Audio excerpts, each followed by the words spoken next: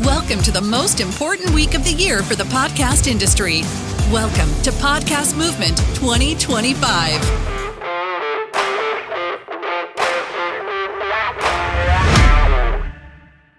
Good morning and welcome to Before You Hit Record, Strategy, Structure, and the Secret Your Editor Wish You Knew. We are on the red channel. Clap once if you can hear me. Excellent. I'm Jennifer Longworth. I need the clicker to get to my slide. That would be helpful.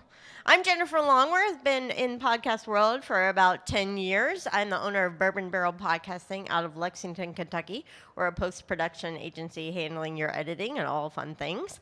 Also author of Build a Strong Podcast that released around Evolutions this year.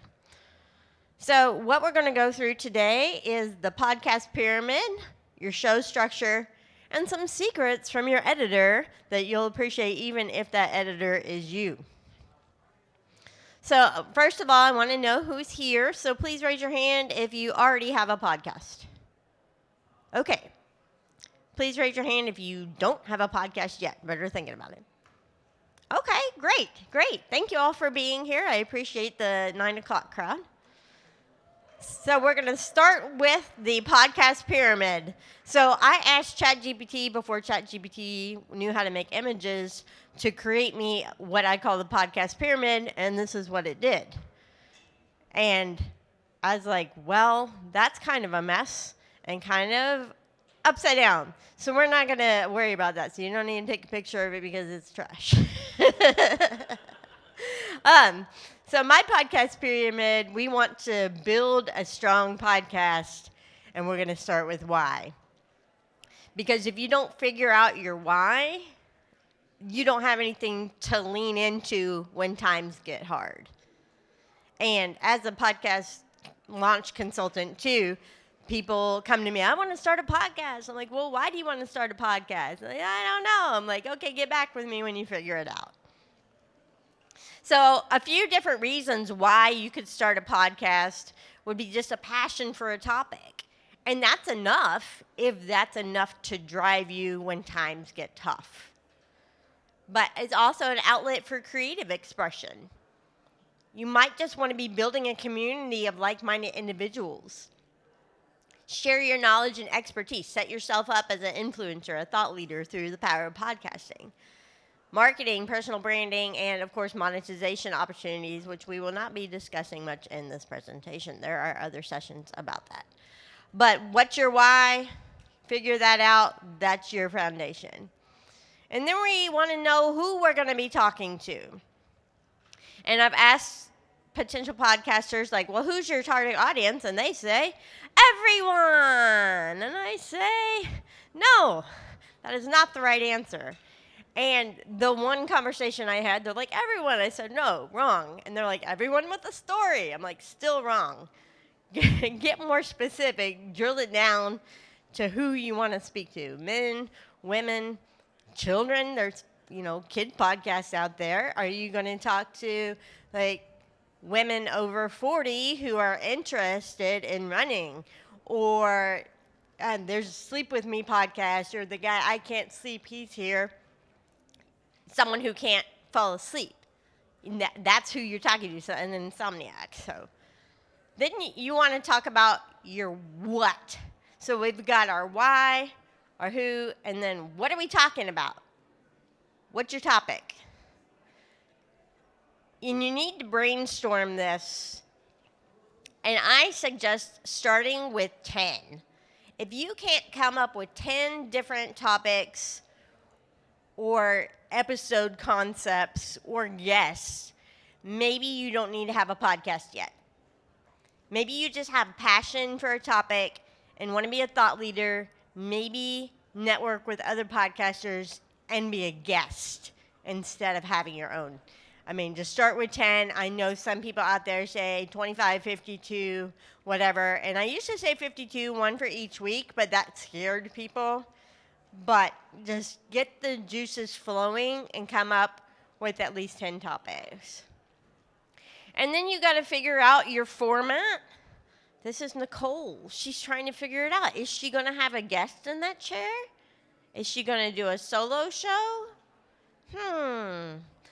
lots of things to consider in your what.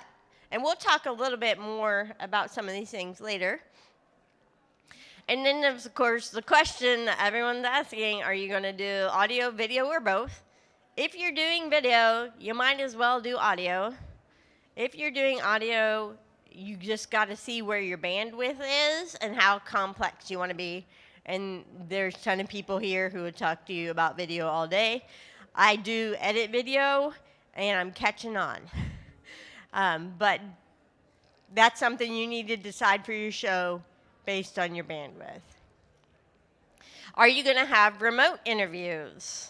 And if so, what platform are you going to use? This is my friends and I on StreamYard, but Riverside's here, and they're great. I love them. And, of course, there's always Zoom, but that's for people who really can't figure out Riverside. And then consistency is key. And I get the question a lot, what day of the week should I release my show? Well, what day of the week works best for you? When can you be most consistent? Is there a better day or not? Some people look at their stats and see that, oh, my people are tuning in on Thursdays, maybe I should drop on Thursdays. A lot of my clients drop on Tuesdays for some reason, but it really just what works for you. And how often should you release? Also, again, what works for you? I've had clients start like, I'm going to be weekly. I'm like, okay, buckle up. And then they go, I'm going to be bi-weekly. I was like, yep, told you. So I more recommend doing bi-weekly to start. And then if you're like, oh, yeah, this is no problem, then you can ramp up to weekly. But I have some people who just do monthly, and they release on the 25th of the month, and that's fine too. Just whatever you can be consistent with, because you want to serve your audience and be predictable and consistent. So we've talked why, who, what, and now the how part. Okay, so how doesn't come first, but sometimes we see B&H over there and we see all the fun toys and they're like, oh, look at the microphones. I think I want one now. So you got to figure out which mic you want. Here are two relatively popular microphones. The Q2U from Samsung is a dynamic microphone. It's pretty forgiving. It's only $70 to $80 on Amazon. It's XLR and USB. I recommend it to a lot of starters. On the other side, you see the Blue Yeti. I do not recommend that one. It's a great microphone for gaming or if you're podcasting in a sound-treated space. However, it picks up everything. So I prefer people start on the Samsung Q2U. And then if you want to upgrade later, thank you. Please take my picture for Facebook. Okay. And then, what are you going to use for your digital audio workstation? That's a fancy way of saying software, but it makes you sound really smart as an editor. So here's just a few: Audition, Audacity, Hindenburg, and Reaper, but there are many others out there. To start, if you want to start low barrier entry, the bottom one there is Audacity. It's free, audacityteam.org. I personally use Audition because I'm paying Adobe Creative Cloud anyway for other things. So if you're using Photoshop and Illustrator, guess what? You also have Audition, and I have been using it for about 10 years, so that's what I end up in. So the question of which DAW is the best goes back to which one are you best in? Which one are you most comfortable with? Don't use Audition just because it's the coolest, because Jennifer uses it. Something else might work better for you. And then when I worked in a small radio station, about 2014, 2015, the boss came to me one day and said, get us on iTunes. And I'm like, get us on iTunes. We were talk radio. It's like, get us on iTunes. What does that even mean? What does that even look like? And he was thinking, like, you upload your show to iTunes. Well, that's not how it works. And I hope you all have figured that out by now. But podcasting, audio podcasting works on an RSS feed. So microphone to RSS feed to the headphones of your listener. Well, how do you do an RSS feed? Well, that's a media host. And these are all the things I had to figure out at the radio station. And here's just a few. Some of these guys are here. They're great. No preference in this presentation, but there's others here as well. These are just the ones that made the slide because I had their logos.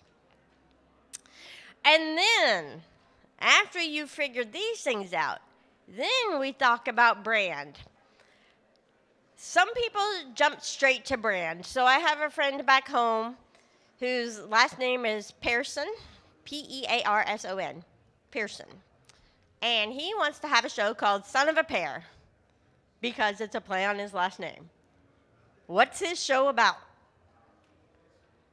No one knows. He doesn't know.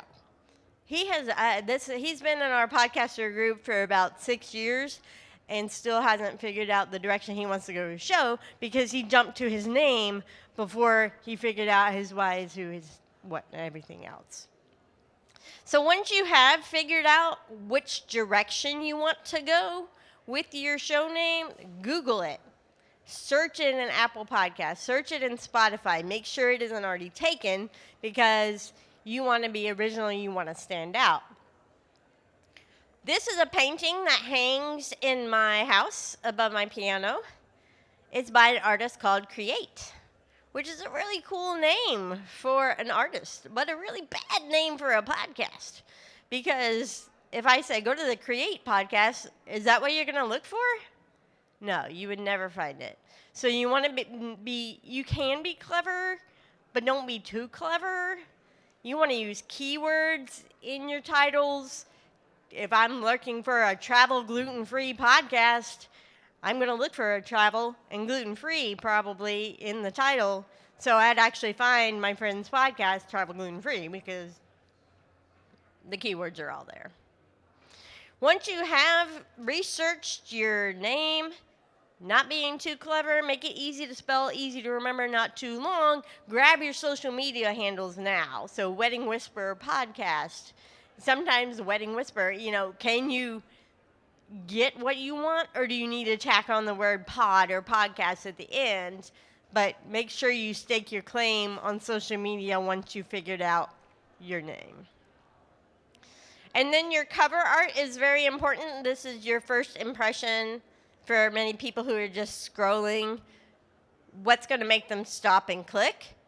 And it's okay to change your cover art if it's not working. So Changing Lives Through Education Abroad, I had to update this slide because they just changed their artwork, and it pops more now. It's like, okay.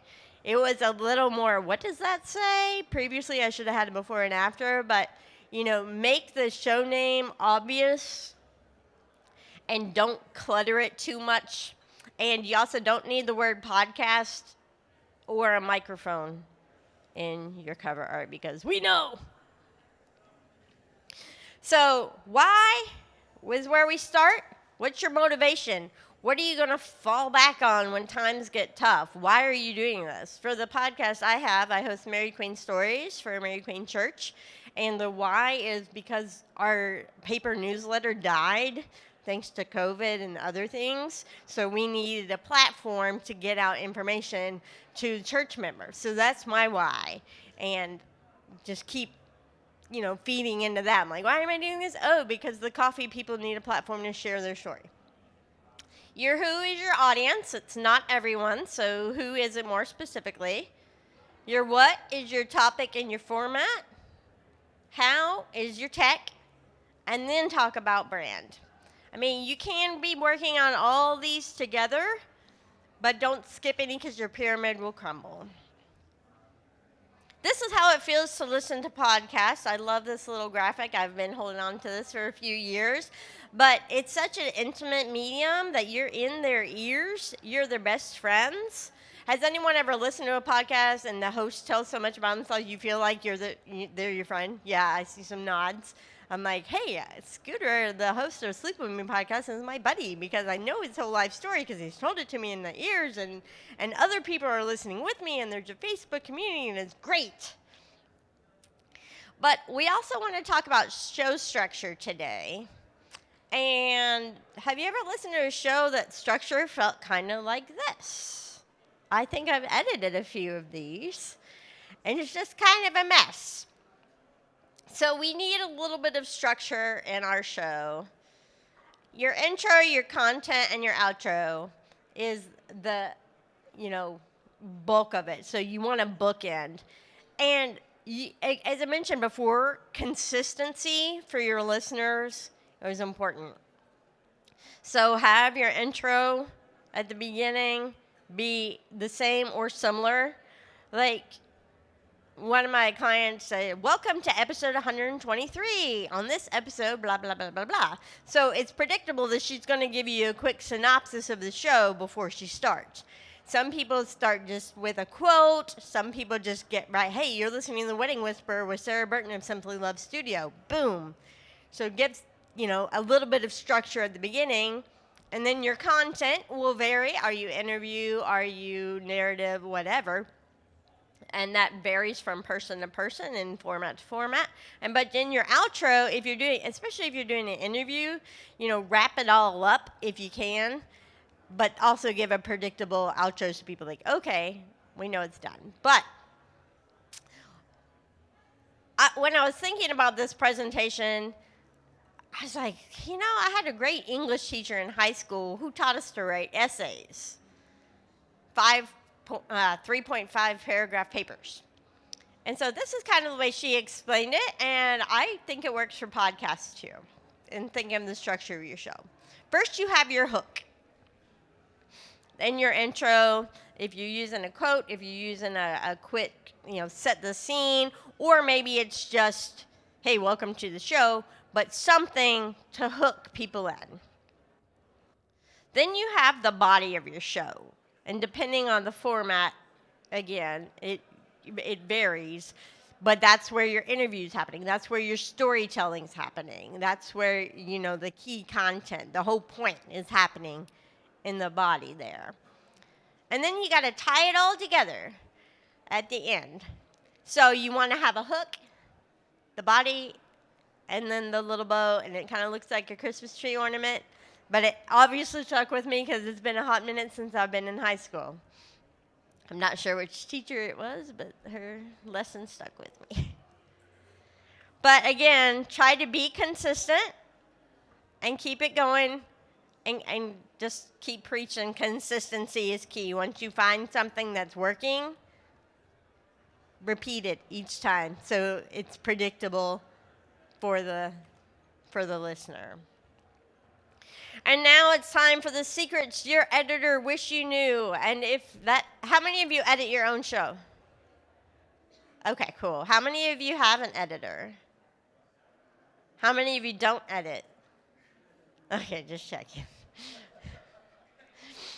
So this is a real life picture of an editor because we are wizards, we are magical, and we can make magic happen in your podcast, even if you don't follow these simple rules. Start with decent equipment.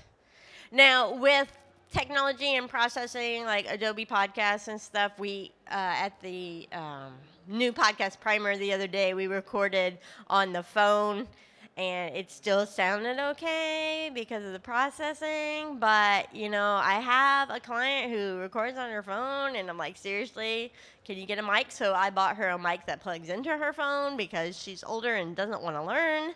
I have an older client who's going to use her MacBook no matter what. But we really like it if you use decent equipment. So please start with a decent microphone like the Q2, as I mentioned before, or talk to some of these guys out here who know everything about equipment.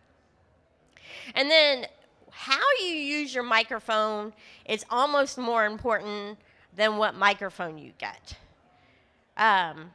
If you're talking this far away, so you can't hear me anymore. Okay, yeah, and if you're sitting in a swivel chair and you're going back and forth, yeah, that's no good. So it's like sit still. So in different microphones pick up different patterns. So practice with your microphone before you launch into a 10-episode series or something.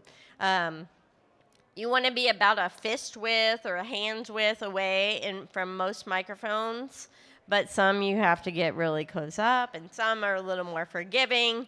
So just learn how your voice works with your microphone. And I was a guest on a podcast once, and we did it in person. And I sat down, and I got positioned on that mic, and I stayed put. And the host, I mean, I've been doing this for a lot longer than she did, and she's like all over the place. And she was knocking the boom arm and everything. It was driving me nuts. And I'm like, no, you sit still. Don't touch anything. Now, always wear headphones. Now, this is, if you're recording a solo show by yourself, use your headphones to monitor to make sure it's picking up the right microphone. But then if you want to go, headphones free for the rest after you've done a sound check, that's good. And do a scratch test to make sure it's picking up the right microphone. And you'll only know that if you're wearing headphones. And if you're recording on Riverside or something like that, definitely wear headphones. And encourage your guests to do the same because it will eliminate some mic bleed. If at all possible, please record each speaker on a separate track. This is so helpful in post-production because if someone talks over someone else, we can mute it or raise someone up if their volume levels are different, or if someone coughs, lots of different things can happen that is really helpful on separate tracks. If you're on a combined track and someone coughs while the other person's talking, unless we take out what they just said, the cough is going to stay. And we don't like that. So each speaker on a separate track. Consider your surroundings. Don't record in your bathroom, preferably not your kitchen. Look for soft surfaces. So I just moved to a new home 3 or 4 weeks ago, and so my top priority was get that home office podcast room set. So I've got my pod tiles and my squishy egg carton stuff around. They won't stick on the ceiling; they keep falling down. But I keep trying. But moving blankets are a real cheap way for sound treatment. If you don't want to invest a lot right now, just get some moving blankets and some fairy lights or something and make a pretty backdrop, but that'll help with your sound. There's lots of technical things about sound that I could go into, but this is a quick presentation, and I'm not going to. Minimize your background noises. So I was recording for a class. I did online school, and I had to do a presentation. And I was like, what's the most quiet place in my house? The basement. Nobody's in the basement. It's just me. It's quiet. That is the loudest basement refrigerator ever. And I had no idea until I listened back and was like, what the heck is going on? What is that sound? So don't record next to a basement refrigerator. Turn your fans off. If you have real loud AC or anything, maybe you can put up with, no air for 30 minutes for your podcast. Just minimize those background noises as much as possible. If it's a low hum, it's easy to get out in post-production, but we'd rather not. Turn off your notifications if you're recording on your computer or your phone. Don't just put your phone on buzz and set it on the table, because if you get a notification and go "Nyeh," and through your whole microphone and then that's in there, or a ding if you're recording on your computer and you get an email, a ding, I know what they look like in the spectral waveform because it happens, but we'd rather not. So turn off your notifications. Avoid distracting sounds, and this is something I didn't ever think about when I worked in the radio station, but I had ice in my cup once, and that gets really loud. So if you need a glass of water or a cup of water, don't put ice in it while you're recording. Also, don't wear jangly bracelet jewelry. I know what that looks like in a waveform because I've had to take that out before. So, leave the bangle bracelets and the bling at home. For that. And then also flash photography that was my worst episode ever to edit because the flash goes tink tink tink And they did photography throughout the whole show. Ding, ding, ding, over and over. So, avoid distracting sounds, please. Keep your hands to yourself. As I mentioned before, when I was on the podcast with my friend, she was everywhere. So don't bump the table. Don't bump your mic stand or your boom arm. Just once you're positioned, just stay still. I guess if you're doing video, it's nice to move your hand, but still be mindful of where your mic is and don't hit the table. And it's okay to pause while you think. You don't have to fill it with, I think maybe that's a great question. It's okay to pause and just be quiet. And it's a lot easier to edit if it's a pause because you can see it on the waveform, you can cut it out, it's a lot easier. So pause while you think. And it's okay to take a time out to fix audio issues. So if your guest, let's say you're recording on Riverside and your guest sounds a little off, but you can see that he or she has a microphone, be like, you know what? Can you check your settings for me before we go on? Because I'm hearing something that's a little off. You sound like you're on your webcam. So let's just take a moment to tweak that. Or if you notice they have jewelry or ice or a photographer or anything like that, just take a time out, say, can we fix this? And then if you're working with an editor, do not touch your own recordings. Again, I repeat, do not touch your own recordings. Please send them to us in waveform, but do not edit yourself because that's what you're hiring us to do. We prefer waveform to start because it is an uncompressed format and we can do more with it. We will export as MP3 for your media host, but we prefer to work in wave. And then if you're working with the editor, please build a strong relationship with your editor. There's a client I no longer work with because we just didn't come to an understanding about deadlines and things. So, if you need your show back by Saturday, do you really mean Friday so you can post on Saturday? Or do you need it back on Saturday so you can post on Monday? Or, what? So build a strong relationship with your editor.